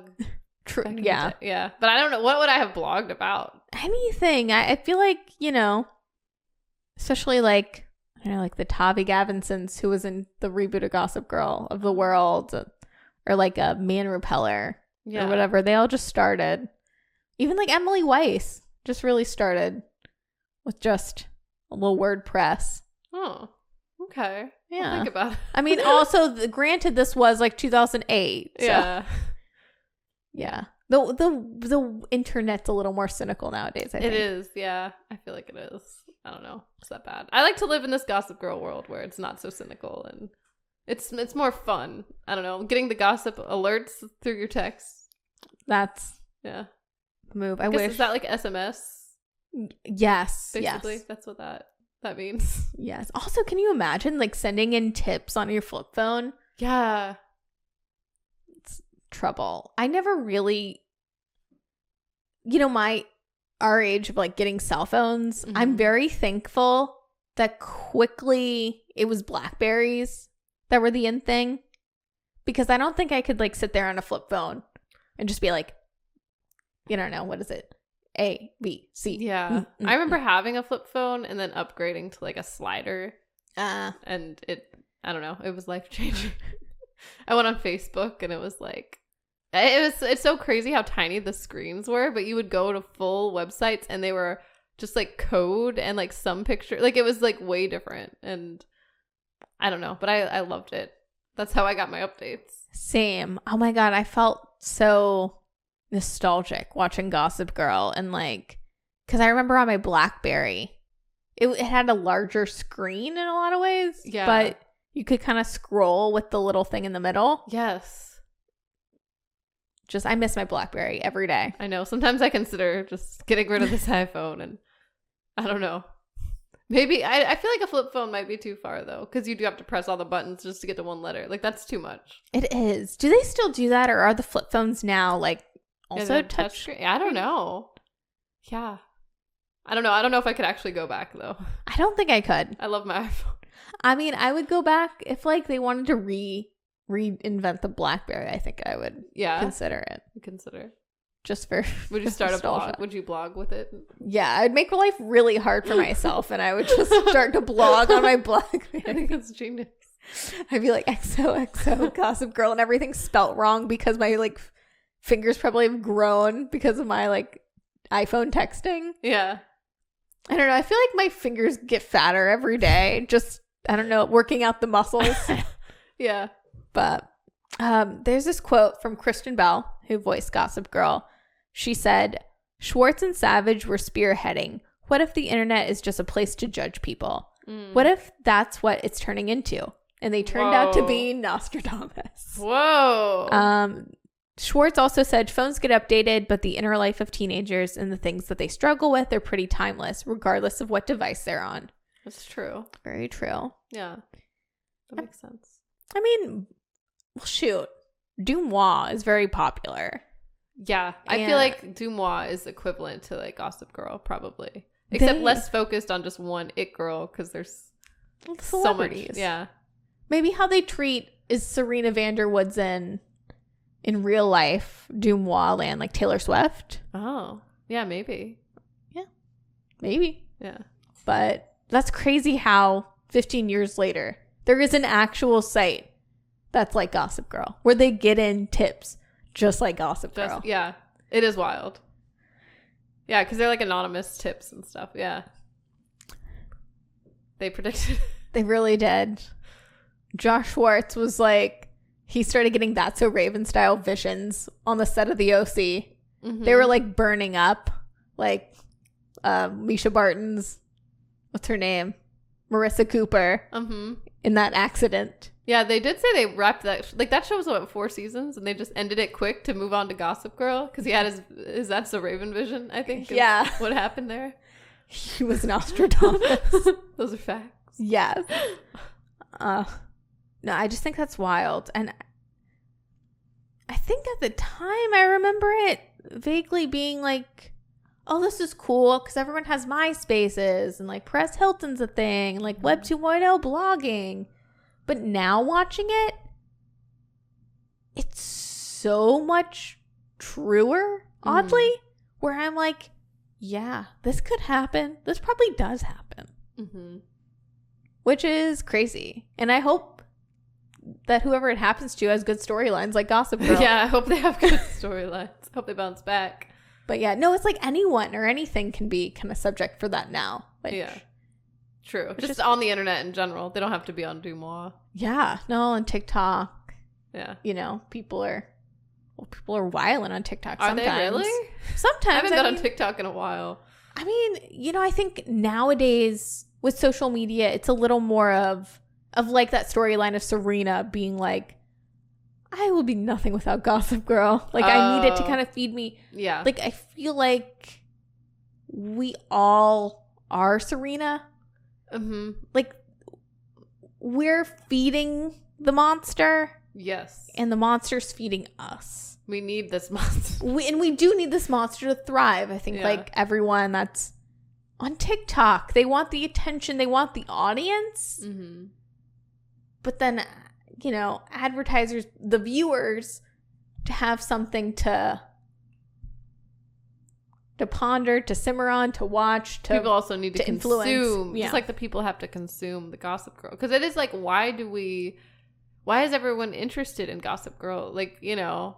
Because they probably, like, Blair's minions probably also want to be on Gossip Girl. Mm-hmm. But they're also feeding Gossip Girl. You know, like, they're on the outside and they're on the inside, if that makes any sense. Yeah, they want to be more on the inside, though, but they're... Or, like, sometimes they're on the outside. Most times they're on the outside. They're just waiting to be, like, their moment. Because there is potential for them to be in a storyline or to be in an anonymous tip. That is everyone right now. That's what you're saying. Yeah. That's us. That's the world we live in. We didn't make the rules. No. Josh Schwartz did. Truly. Josh Schwartz just invented life. He snapped his fingers. He was like, I can't snap. Yeah.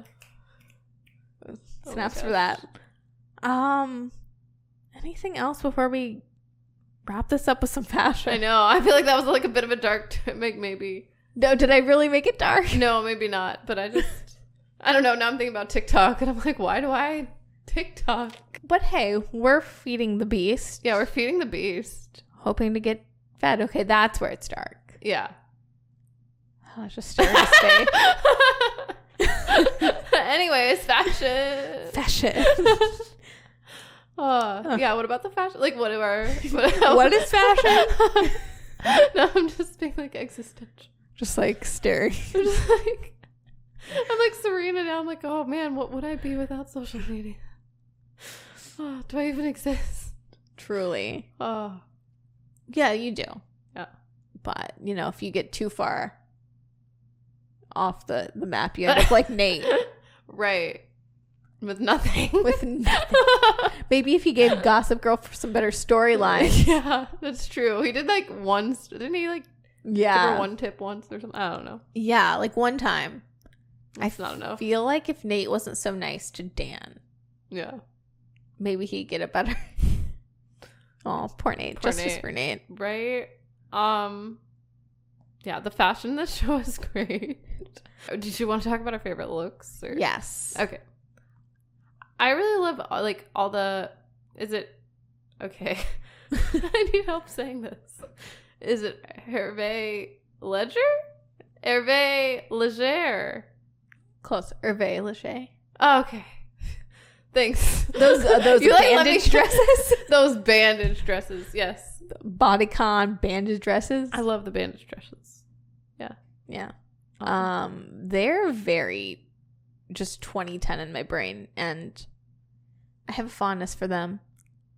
I remember like probably in like 2012, 2011, I got my first bandage dress. It wasn't Hervé Leger, but you know, it was like Forever 21. Yeah. And I just was feeling my oats. And I just was like, oh, I'll be able to wear this out to the clubs. When I reached that point. No, because bandage dresses were not in style. And you did, what, did you like get rid of it?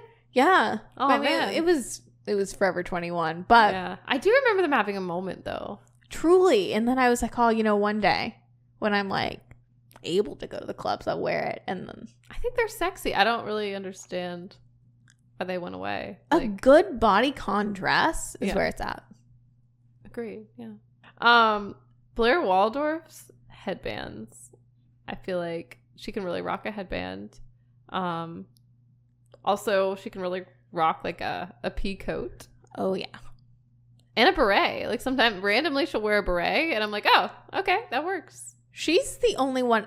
Speaking of TikTok style, I have seen so many like red tights in the past month where it just reminds me of Blair Waldorf, and I love it. I do love like a colored tight situation, like just a solid color. Yes. Yeah. You don't see that a lot. Yeah. It's making a comeback, and I'm very, very pleased. It's kind of 60s vibes. It is. It is. Serena is very boho chic. Yes. Very free people. Mm-hmm. Or like a rag and bone, you know, that like. Oh yeah, I know what you're talking about. I'm just trying to think about like what, you know, designers would be around like 2008, 2009. But Blair Waldorf is very much the preppier side. Mm-hmm. However, Blake Lively can totally wear a schoolgirl outfit like nobody's business. Yes. I love a schoolgirl uniform just in pop culture in general. You know, whether it's like Britney Spears, Baby One More Time, or like, you know, nowadays with like Tom Brown. I love to see. No, it's fun. See it. I love the knee-high socks too. Yes. Some Argyle. Yes. Yeah. I love how Serena is like the undone tie, the shortest skirt, the knee highs, and like a leather jacket. It is very cool. Very, very cool. And I love the opposite, just Blair. Yeah, they're kind of like the opposite. She has, I don't want to say she's all buttoned up. It's not like a stuffy look or anything. It just looks like chic. Yeah. And put together. Very put together. Yeah. Very, I feel like there's an element to her that's very like Kate Spade. Yes, especially with the color popping that she does. Yeah. She could just pop into one of those like print ads. Definitely. But oh my God. And also Blair, like later season, I believe it's a red. Well, it's red, but I believe it's a Valentino gown. Mm-hmm. So good. I love their gown moments. Same. Is that the one where she's in Paris? Or yes. Okay. Yeah. Anytime they go to Paris too, like seeing those paparazzi photos of Leighton Meester and Blake Lively in one of the Paris shots where, speaking of like a bodycon dress, it's like Blake Lively's wearing the bodycon dress with like this cagey look over it. Mm-hmm. And like probably a fedora. Yeah. But those fedoras. They're always great when they go to Paris. Yeah. Oh, I love Blair's confession outfit. Like after after she sleeps with Chuck, like the next day she goes to church and confesses. I don't know. It's like all black. She has like one of those like nets, like those hats with like almost like something you'd wear to a funeral, but it's like really fabulous looking. And it's like a black ruffled top. Yes. You know what I'm talking about? And like a tight kind of like a, what do you call those skirts? It's not like it looks like a business skirt. Like a pencil skirt. Like a pencil skirt. Yeah. Yeah. Yeah. I don't know. She's a classy little girl. She is. Yeah, I feel like her style's very mature for her age. Very much so. But I love the headbands do add like a childish flair and like a little bit of whimsy to it. Yeah. Or like when she does like that Kelly Green like coat moment. I love the Kelly Green coat. Yeah. Speaking of Blair, I am obsessed to this day with all of Blair's pilot looks. Like, and I don't know if this one's exactly the pilot, but I love the thin yellow headband on Blair. Like that one scene's perfect to me.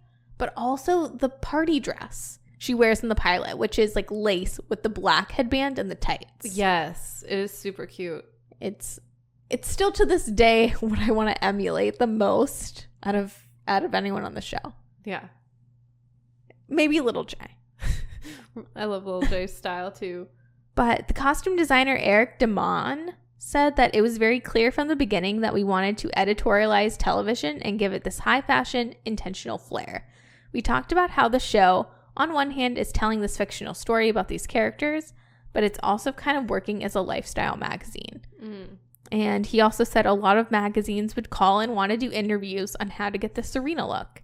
It was like the Rachel look.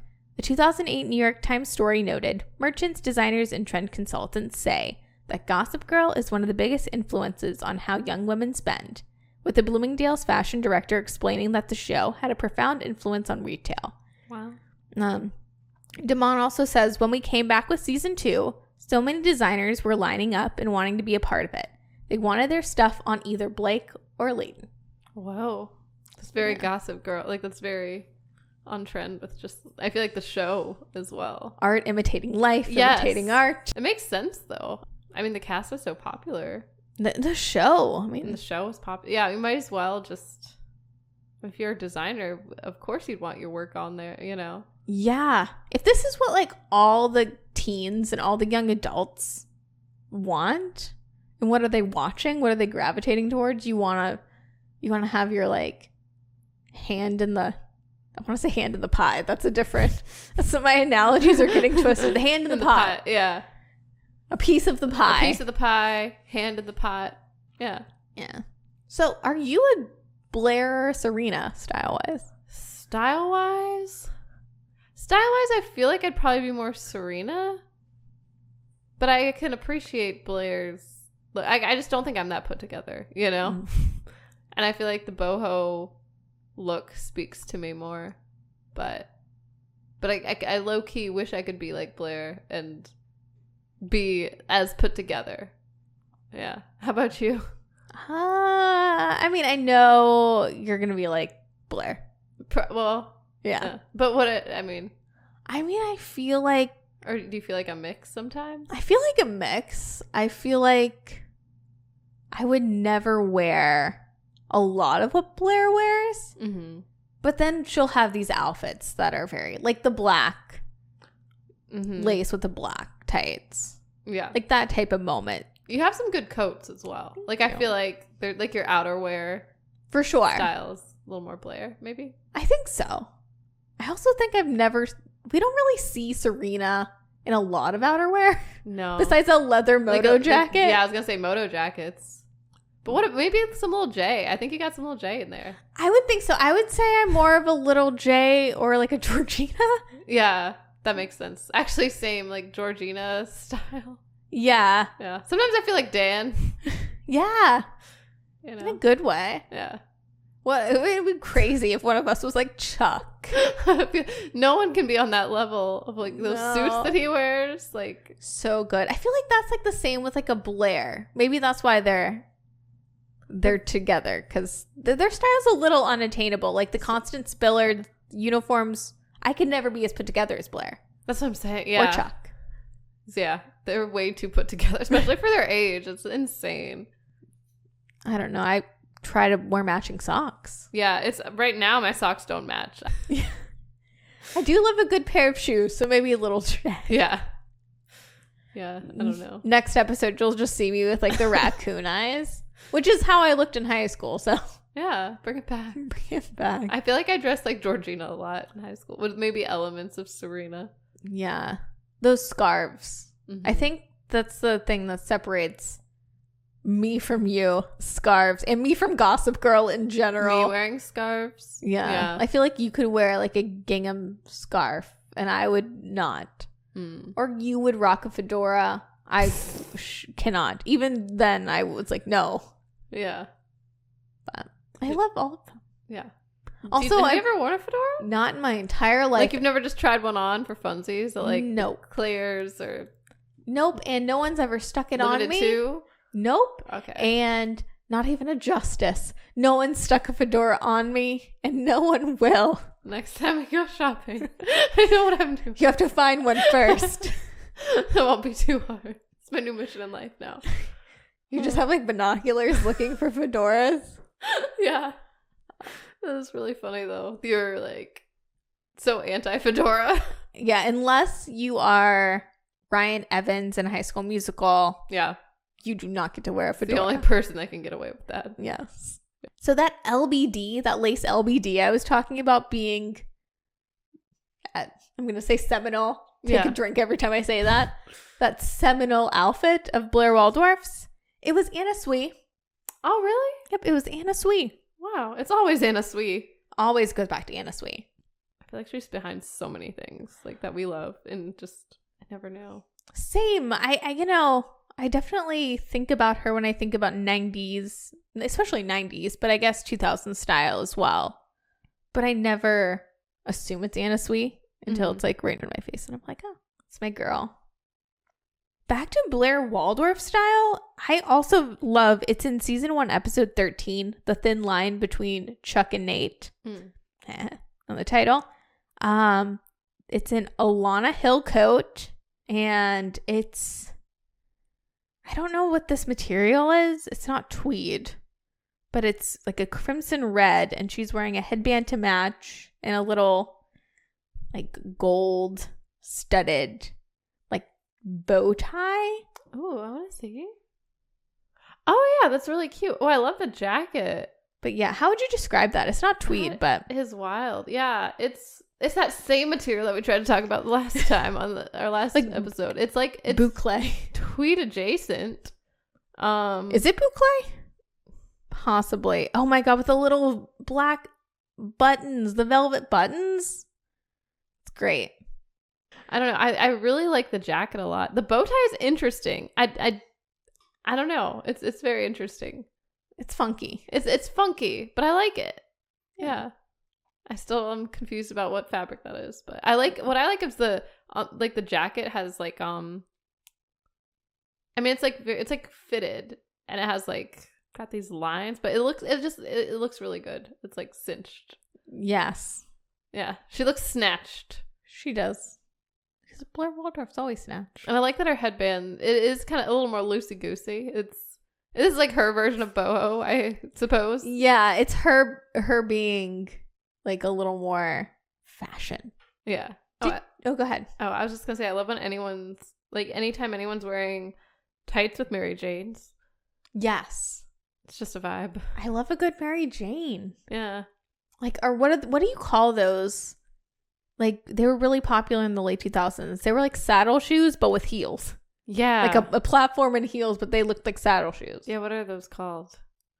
With some tights? Mm-hmm. That was very Gossip Girl. Yeah. I feel like nowadays I do see a lot of things where I can't pinpoint another reference. I'm just like, it's Gossip Girl fashion. It's Gossip Girl, yeah. The show was really influential. I mean, can't be denied. Yeah. Yeah. Sorry, I don't know what else to say. And now I feel like full steam. I don't know. Dan's Gossip Girl. Fashion. Mm-hmm. The impact. The impact. Gossip Girl knew the impact. Are we just gonna wrap this up really fast, like the series, or yes. just like and then? Oh, but yeah, it knew the impact. It knew the vibes. it knew the vibes. Yeah, And the girlies love the vibes. The girlies love the vibes. Yeah. Also love the Blair Waldorf Audrey Hepburn moments. Yeah, there are a lot of references to Audrey Hepburn. Yeah, which are like my fantasies, especially when she's yelling for Kat, like in the Breakfast at Tiffany's. Oh, like yeah. Scene. Yeah. It's cute. It's very, very cute. I love that. Yeah. So I'm trying to think what else. Other takeaways. What are your thoughts on, really quick? I know some of the stars are very, very appreciative of Gossip Girl, but a lot of the cast seems a little ambivalent to uninterested in Gossip Girl. What? Why? I don't know. I mean, I think they thought of it as like fluff TV. Like, you know, the CW doesn't have the best reputation. It is like a soap opera of sorts. Yeah. But I feel like it was influential though. And there's enough season. Like, I feel like it definitely made an impact. For sure. I don't know. I wonder what it's going to be like in a couple more years, maybe when we reach 20 years. I was going to say they rebooted it too. It had to mean something to people. So, like, that's odd to me that the cast I don't know. Or some of the cast would be like uninterested. Like, what are they? Just like, oh, that's just a project I did, whatever. Yeah. Is it Chase Sexy Crawford? It was Chase Sexy Crawford did make a comment where he said that he didn't really mind the fame at the time, but that now it seems a bit crazy. But you know, Chase Sexy Crawford is not only sexy, but he's a humble man. Yeah. So he hasn't really said it. It's more of Penn Badgley. Oh, what has he said then? You know, he declined to do the Vanity Fair oral history to talk about it really, and maybe he left Mr. Gossip Girl. No, I'm just kidding. Maybe not the Vanity Fair oral history. He declined something. He has been like that was like more trashy TV. Oh. And Blake Lively, understandably, is like, it's just a role that I did. I'm nothing like Serena. Yeah, that makes sense. I mean, I feel like Blake Lively has done a lot. Like, I like she's acted. Like, she's been in movies. Like, she did. We saw her in that one movie. I forgot what it was. Oh, like with a roommate or something that she had, and a simple favor. Yeah, I wanted to say flavor, but aren't they in a martini glass on the poster? Yeah, I think so. Is it a simple flavor? Flavor. Yeah, I think it's favor. I almost flavor though. No, but she's huge. And speaking of Taylor Swift, they're besties. So. Oh yeah. Huh. I always think of Sisterhood of the Traveling Pants, which isn't how she got Serena in the first place, but. Right, that was before. She's really good in that movie. Yes, she's charming. She plays a very Serena character too. She does. Yeah. Yeah. And I love seeing Penn Badgley in things. Like, I love that he has like a really successful TV show with you and is a successful podcaster. But would he without Gossip Girl? I know. You know what I'm saying? Like, he was in Easy A. Oh, yeah. It's a good show. Or a good movie. Yeah. Have you seen Easy A? Not yet. I know. Oh. Well, I don't know what to say about that. I mean, it seems like a lot of people got their start with. You'd think they'd be more fond of it. Yeah, you'd think. I don't know. Maybe give it time. Yeah, give it time. Yeah. Well, I'm fond of this show. Me too. I think everyone that loves the fashion, which is really big now, should definitely revisit Gossip Girl. The show. Yeah, fashion's such a big element in the show. But you'll get hooked on those crazy storylines. Yeah, you definitely will. Yeah. If that first episode doesn't get you, I don't know what will. I mean, truly, it's going to have a renaissance because the fashion is big right now. Mm-hmm. Really, Gossip Girl core is like fall fashion and winter fashion of 2023. I was going to say, this show does make me think of fall as well. Like, yes. Because they have to layer Christmas. Yeah. Yes. But also, have you noticed trending sounds on TikTok, like trending audio? It's been like basically every single song from the pilot. Really? Yeah. So get to live that Gossip Girl fantasy. So yeah, I think create some TikToks and feed the beast, and this show continues to feed the beast. Yeah. And be fed. For sure. I'm just thinking about young folks now. Like that song, I can't get it out of my head. Like I've listened to that song so many times without watching Gossip Girl, but now that I've watched Gossip Girl, I can't get the pilot like scene out of my head. Like every time I hear young folks, I just see like the city and Serena on the train. It's just ingrained in my brain now. It's, for lack of a better word, iconic. Yeah. So any final thoughts, Brie? Final thoughts. I feel like the show is definitely something I'd go back to. Like it's kind of like comfort TV because it's cozy, but it's drama filled. You know. I don't know. I think it's a fun show to just marathon and watch. Just, you know. It is from front to back. Just yeah. It's like definitely in the rotation. Like you do a Sex and the City rewatch as you do your Gilmore Girl rewatch. Yeah. Throw in Gossip Girl. It's a different flavor, you know, if you like Gilmore Girls if you're really cozy and you just want some warmth, and then Gossip Girl is like, oh, you're kind of bored too. You need some drama, but you also want to feel cozy. Yes. You want to feel like you're in the city. You want to feel like you're in the 2000s. Yeah. I don't know. I just feel like it's, I don't know how to describe it. Like, it definitely, like, I'm a person where it's really hard for me to get into things. Yeah. It says someone that has like a pop culture movie podcast. No, I know what you mean though. Like, it has to be a special thing. Like, I think in recent years, like White Lotus has really got me. Or Big Little Lies, a couple years ago, or Little Fires Everywhere. Mm-hmm. Gossip Girl kind of falls in line with that. It's not as prestige, of course, right? But it's just something if you like the drama, the scandal, spice, but you also like really good music and good fashion, and something that's a little more self-aware. Yeah. It's like tasty garbage. It's tasty. Yes, it is tasty garbage. Yeah. And that's why I love it. Yes. Oh, yeah. It's like Moose Munch versus like just random kettle corn. Yeah. I know. You know what I'm saying? Yeah. Well, let's go write a blog. Yes. Thank you guys so much for listening. Rate and review us on Apple, Spotify, wherever you podcast. And we will see you next week. XOXO. Bye. Bye.